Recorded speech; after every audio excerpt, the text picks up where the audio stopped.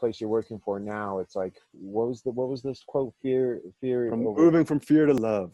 Moving from fear to love. And I think that's what like this whole COVID thing is that it's a conscious, a human, a collective as a whole. Everybody's really afraid right now.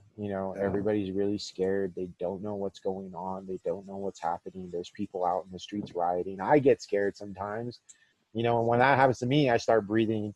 I'll start meditating because it brings me back. It's like, nope, don't give in to the fear. Don't give in to it. It's all illusions. It's all images, bro. Like what's going on right now. This is an image. What's going on the screen, that's not real. What's in front of you is real. Stay in that. Stay in the love. Love your neighbors. Love you. These people aren't your enemies. These are your community. Love your family. Love your friends. Keep coming from that. Don't get pent up. Don't trigger. Now is not the time to fight. Now is the time to love, and it's the time to heal, because that's what the world needs right now. And that's what you're trying to carry everybody else on, whether they're kicking or screaming or they got issues with you. You got to bring them along for the ride, or otherwise they're going to die. Because I feel at the end of the day, God, Brahma, or whatever, it's Eddie Bravo saying it's evolve or die. That is, I think, the only law in this fucking world. Whatever is beyond that is beyond my control or whatever. But we either got to change or we're going to die. And I feel right now, like what you said, is what we have to do. We have to get out of the fear and come into the love in order to survive whatever the fuck is going on, Amen, Javi. Amen, Javi. Yeah.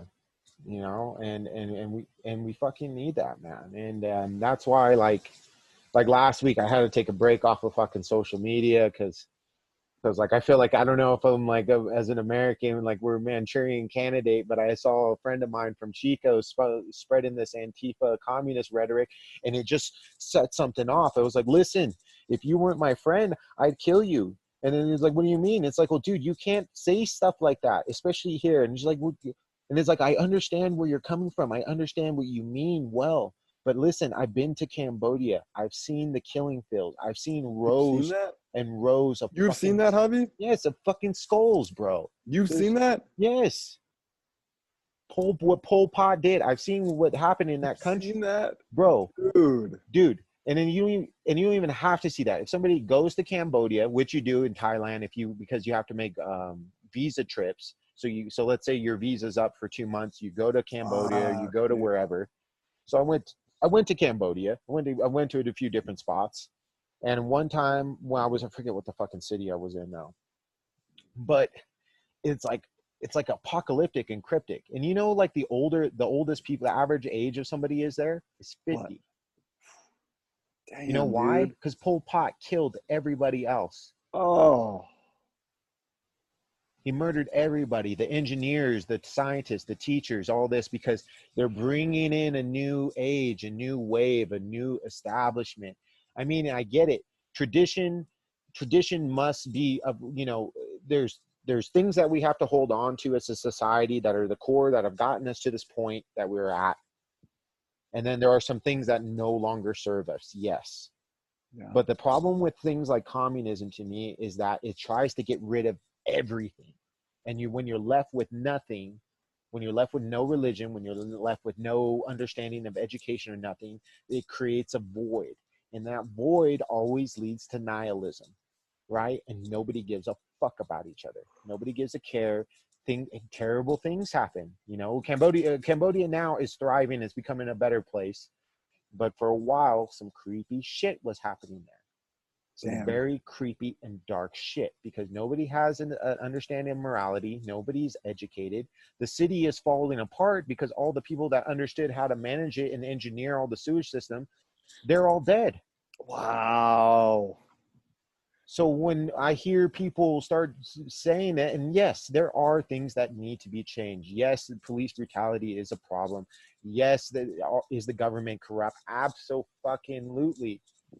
But at the end of the day, if you completely uproot it and wipe the slate clean, and you believe that people's intentions are good and that we know enough, and that's what scares me about communism, is that it is, and not communism, but in fascism, which are the same fucking thing, but it is the ego at its most important. Because let's say like fucking North Korea, right? It's a communist country.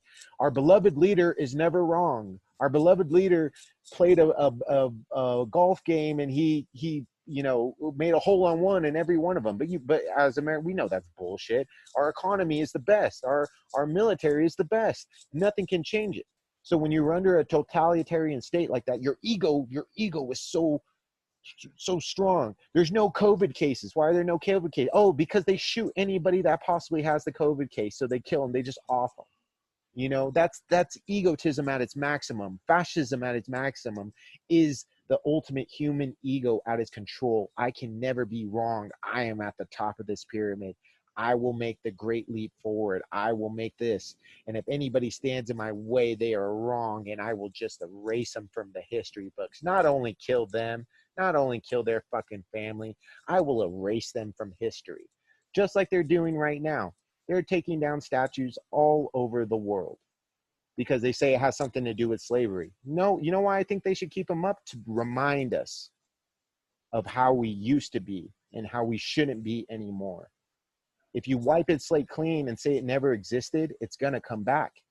You know, I talked to some friends in the UK. They're telling me they're taking down statues all over Bristol, all over this because of, you know, this Black Lives Matters thing in these UK, you know, these slave traders, which is bad, but he just didn't trade black slaves. This guy traded white slaves to Middle Eastern people. This guy traded all this and that.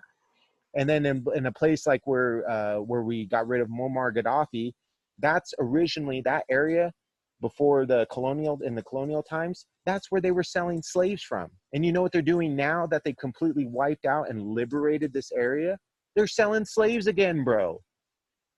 And then now all these areas in England were the main slave trading ports that went to America. They're erasing that history. And eventually, I guarantee it, in maybe 20 years time, if they still keep this up, they will sell slaves through there again.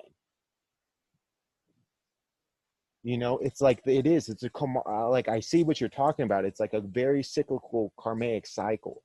And I think guys like us that are kind of out of it got to be like, whoa, guys, let's not go back down this road again. Like, we've made such a good progression. Yes, we're dealing with some things, these karmic things that we're dealing with in the past that our ancestors have dealt with or whatever. But doing this is not the way. We all have to sit at the table together and say, listen, this is what fucking happened. This is how we feel. And I don't want things from you. I don't want money from you, because we've tried these things that didn't work and it didn't help. I just want to be acknowledged that I am a person and you are a person. And just like you and me, I've decided to search for it through the sword. You decided to search through it through prayer and meditation. But we're all trying to find that fucking good in us, man. We're all just trying to find it, and it's inside of us. You know, but everybody wants to blame all these outside forces, but it's inside. It's inside, man. Truly, man. This is really powerful, dude, what you're sharing. I know part of my system and a part of just, you know, the whole collective, dude, doesn't want to own our history, man. They don't want to own the violence. They don't want to go to the killing fields, dude. You know how much courage it takes to go to the killing fields, bro? You know how much courage it takes to look into all these things? And like, things have been brutal. Yeah. You know what? Because we can't really, it said, as far as I understand, we can't really evolve from it unless we own it, accept it, learn from it, right? Right. That's like the path, dude. So what you're sharing, dude, and like your courage to go to those places and to look at it, dude, is huge, bro. And to have that global perspective, dude, and ground it into there, man. Like, ground people to what has happened is huge, bro. And way to own it, man. Way to go to those places.